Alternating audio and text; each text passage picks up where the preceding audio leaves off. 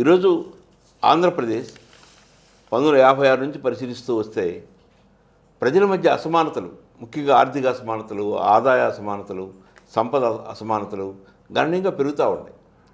1990 తర్వాత మరింత వేగం పుంజుకుంది. ఈరోజు ఆంధ్రప్రదేశ్లో ఈ అసమానతలు ఏ స్థాయికి వెళ్ళినాయి అంటే ఒక 10-12 కుటుంబాల చేతుల్లోనే అత్యధిక సంపద కేంద్రీకృతం అవుతున్న పరిస్థితి. దీనికి పరిష్కారాలు తెలియజేయాల్సిందిగా ఒక ఆర్థికవేత్తగా పరిష్కారాలు చెప్పాల్సిందిగా కోరుతున్నాను. ఇది చాలా బ్రాడ్ ఇష్యూ. మనకు 1947లో స్వాతంత్రం వచ్చిన తర్వాత మన వెల్ఫేర్ సంక్షేమ రాజ్యాన్ని ఏర్పాటు చేయాలని నెహ్రూ గారి ఆకాంక్షతోటి సోషలిజం వైపు వెళ్ళాం. ఈ సోషలిజం వైపు వెళ్ళడంలోనే ఆ రోజు ప్రైవేట్ క్యాపిటల్ దేశంలో కూడా లేదు, చాలా తక్కువ స్థితిలో ఉన్న ఆర్థికంగా. వేల కోట్ల రూపాయలు ఖర్చు పెట్టి ప్రభుత్వ రంగ సంస్థల్ని, పబ్లిక్ సెక్టర్ ఇన్స్టిట్యూషన్స్ని దేశమంతా కూడా జవహర్లాల్ నెహ్రూ గారు ప్రారంభం చేశారు. ఆయన తర్వాత వచ్చిన ఇందిరాగాంధీ కూడా పబ్లిక్ సెక్టర్నే డెవలప్ చేస్తూ వచ్చారు. అంటే ఇద్దరు సుమారు 30 సంవత్సరాల పాటు భారతదేశంలో పబ్లిక్ సెక్టర్ ఇన్స్టిట్యూషన్స్ని డెవలప్ చేసి ప్రజల యొక్క ఆదాయాల్ని పెంచారు, ప్రజల యొక్క సంపదని పెంచారు, దేశం యొక్క సంపదని పెంచారు. మనకి అప్పట్లో monopolies and restrictive trade practices act, MRTP act అని ఉండేది. ఈ యాక్ట్ ప్రకారం మొనాపలీస్ ఎమర్జీ కాకుండా, అలానే వ్యాపార సంస్థలు రెస్ట్రిక్టివ్ ట్రేడ్ ప్రాక్టీసెస్ చేయకుండా ఈ యాక్ట్ ఉండేది. దీనికి ఒక ఎంఆర్టీపీ కమిషన్ కూడా ఉండేది. అయితే 1990 అది ఒక డివైడింగ్ లైన్గా తీసుకుంటే, కట్ ఆఫ్ పాయింట్గా తీసుకుంటే 90 ముందు ఒక రకమైన పరిస్థితులు ఉన్నాయి. 90 తర్వాత పివి నరసింహారావు గారు ప్రధానమంత్రి, మన్మోహన్ సింగ్ గారు ఆర్థిక మంత్రి అయిన తర్వాత ఎకనామిక్ లిబరలైజేషన్, ఆర్థిక సరళీకృత విధానాలను తీసుకొని వచ్చి లిబరలైజేషన్, ప్రైవేటైజేషన్, గ్లోబలైజేషన్ అనే స్లోగన్స్ తోటి ఈ ప్రైవేట్ సెక్టర్ని ఎక్కువగా పెంచుకుంటూ వచ్చారు. ప్రైవేట్ సెక్టర్ని పెంచుకుంటూ రావడం వల్ల తప్పేం కాదు, కానీ పబ్లిక్ సెక్టర్ని చంపుతూ వచ్చారు. ముఖ్యంగా ఆంధ్రప్రదేశ్లో ఎన్ని పబ్లిక్ సెక్టర్ యూనిట్స్ ఉండేవంటే, అటు బిహెచ్విపి లాంటి, BHEL, Praga tools, Hindustan machine tools, Hindustan cables limited, ఇలాంటి ఎన్నో సంస్థలు, ఐడిపిఎల్, ఇలాంటి ఎన్నో సంస్థలు సెంట్రల్ సెక్టర్లో ఇందిరాగాంధీ గారు హైదరాబాద్ చుట్టూ ఎన్నో పెట్టారు. వాటితో పాటు రాష్ట్ర ప్రభుత్వాలు కూడా స్టేట్ పబ్లిక్ సెక్టర్ యూనిట్స్ని ఎన్ని పెట్టిందో లెక్కలేదు. లైక్ ఆల్విన్, వీటన్నిటిని కూడా 1985 తర్వాత ఎన్టీ రామారావు గారు ముఖ్యమంత్రి అయిన తర్వాత స్లోగా ఈ స్టేట్ పబ్లిక్ సెక్టర్ యూనిట్స్ని చంపుకుంటూ వచ్చారు. 1990 తర్వాత ఈ ఎకనామిక్ లిబరలైజేషన్ ప్రోగ్రామ్స్ వచ్చిన తర్వాత ఇంకా పూర్తిగా ఇవాళ సెంట్రల్ సెక్టర్ యూనిట్స్ పోయినాయి ఉమ్మడి ఆంధ్రప్రదేశ్లో, స్టేట్ పబ్లిక్ సెక్టర్ యూనిట్స్ పోయినాయి, అన్నీ పోయినాయి. మరి ఇవన్నీ పోయిన తర్వాత అసమానతలు పెరగకుండా ఎలా ఉంటాయి? మనకి ఒకప్పుడు అమెరికా గురించి చెప్పుకునేవాళ్ళం, ఆర్థిక అసమానతల గురించి. ఇవాళ వాళ్ళు మన ముందు దేనికి పనికిరారు. ఉదాహరణకి ఇవాళ భారతదేశంలో టాప్ 1% పాపులేషను 40% జాతీయ సంపదని కంట్రోల్ చేస్తున్నారు. అంటే 100 రూపాయలు జాతీయ సంపద అయితే ఒక్కళ్ళ దగ్గర 40 రూపాయలు ఉంది.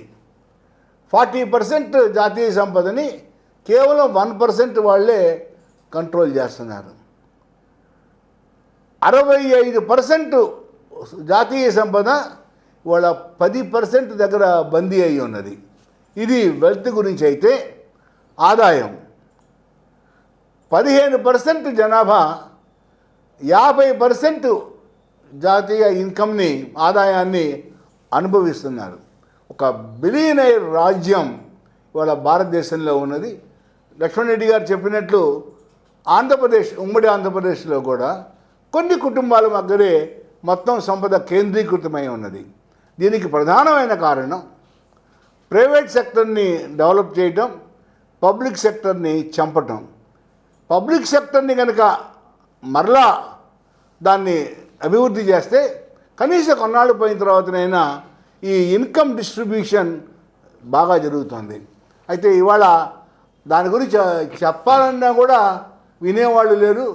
అసలుకి ప్రజలు కూడా దాని మీద పెద్ద ఆసక్తి చూపట్లేదు. కారణం ఏంటంటే ప్రభుత్వ రంగ సంస్థలు సరిగా పనిచేయవు, ఉద్యోగులు సరిగా పనిచేయరు, ప్రజాధనం వేస్ట్ అయిపోతున్నది అనేది ప్రజల యొక్క ఆలోచన. దీనికి ఇది కరెక్ట్ కాదు, మేము బ్రహ్మాండంగా పనిచేస్తున్నామని ఆ ప్రభుత్వ రంగ సంస్థల్లో పనిచేసే ఉద్యోగులు కూడా ఎస్టాబ్లిష్ చేయలేకపోతున్నారు. అలాగా యాజమాన్యాలు కూడా, పబ్లిక్ సెక్టర్ యాజమాన్యాలు కూడా పనిచేయలేకపోతున్నాయి. వాళ్ళ ఆర్టీసీ ఫర్ ఎగ్జాంపుల్, దాన్ని ఎప్పుడు ప్రైవేటైజ్ చేద్దామని ప్రభుత్వాలు ఆవురావురు ఉంటూ ఉన్నాయి. ప్రజలు దాన్ని అపోజ్ చేస్తారన్న భయంతో ఆగిపోయారు. కానీ ఈ జాతీయ సంపద అందరి మధ్య డిస్ట్రిబ్యూట్ కావాలన్నా, ఆదాయం అందరి మధ్య డిస్ట్రిబ్యూట్ కావాలన్నా ఒకే ఒక సొల్యూషన్ సోషలిజం. ఇవాళ ప్రియాంబుల్ ఆఫ్ ది ఇండియన్ కాన్స్టిట్యూషన్లో సోషలిజం ఉన్నది, కానీ పేరుకైతే ఉన్నది కానీ ఏది పేరుకాయలాగా ఆ సోషలిజాన్ని నమ్మేవాళ్ళు పోయారు పాలకుల్లో, ఆ సోషలిజాన్ని ఇంప్లిమెంట్ చేసేవాళ్ళు పోయారు. ఎప్పుడైతే మరలా ఆ సోషలిస్ట్ భావాలు భారతదేశంలో వస్తాయో, ఎప్పుడైతే పబ్లిక్ సెక్టర్ యూనిట్స్ అభివృద్ధి చెందుతాయో, ముఖ్యంగా పబ్లిక్ సెక్టర్ యూనిట్స్ అభివృద్ధి చెందడం వల్ల రిజర్వేషన్స్, ఎస్సీ ఎస్టీ బీసీ ఎవరైతే సామాజికంగా ఆర్థికంగా బలహీనంగా ఉన్నారో వాళ్ళందరికీ ఉద్యోగాలు వచ్చి, పెద్ద పెద్ద జీతాలు వచ్చి, వాళ్ళ కుటుంబాలు ప్రాస్పరస్గా ఉండి వాళ్ళ దగ్గర సంపద రీడిస్ట్రిబ్యూట్ అవుతుంది. వాళ్ళ భారత రాజ్యాంగంలో ప్రియాంబుల్లో ఎలాగైతే సోషలిజం అనే మాట ఉన్నదో, జస్టిస్లో ఎకనామిక్ జస్టిస్ కూడా ఉంది. Economic justice, political justice, social justice. దాన్ని మనం డిస్ట్రిబ్యూటివ్ జస్టిస్ అంటాం, పంపిణీ న్యాయం. ఈ దేశంలో ఉండే సంపద న్యాయబద్ధంగా ప్రజలందరి మధ్య పంపిణీ కావాలి. ఇవన్నీ కావాలి అంటే పాలకులు సోషలిజాన్ని నమ్మాలి, సోషలిస్ట్ భావాలు ఉండాలి. ఆ విధంగా వాళ్ళు వస్తే ఈ ఆదాయ వ్యత్యాసాలు, సంపద వ్యత్యాసాలు పోతాయి. ఈ సంపద కొంతమంది దగ్గర కేంద్రీకృతం కావడం వల్ల ఏమవుతుందంటే, ఇప్పుడు మనం చూస్తున్నాం ఆదాని దగ్గర, అంబానీ దగ్గర, లేకపోతే ఆంధ్రప్రదేశ్లో ఏ జిఎంఆర్ దగ్గర, లేకపోతే ఏ మెగా కృష్ణారెడ్డి దగ్గరనో, ఏ అరవిందో వాళ్ళ దగ్గర, వీళ్ళందరి దగ్గర కేంద్రీకృతం కావడం వల్ల వాళ్ళు ప్రభుత్వాలు నడుపుతున్నారు. వాళ్ళకి ఏ విధంగా కావాలంటే ఆ విధంగా ప్రభుత్వాలు నృత్యాలు చేస్తున్నాయి. అది పోవాలి అంటే, ప్రజాప్రభుత్వం రావాలి అంటే, జనప్రభుత్వం రావాలి అంటే సోషలిజం రావాలి, పబ్లిక్ సెక్టర్ యూనిట్స్ అభివృద్ధి చెందాలి. అది అయినప్పుడే ఈ న్యాయం జరుగుతుందని నేను విశ్వసిస్తున్నాను.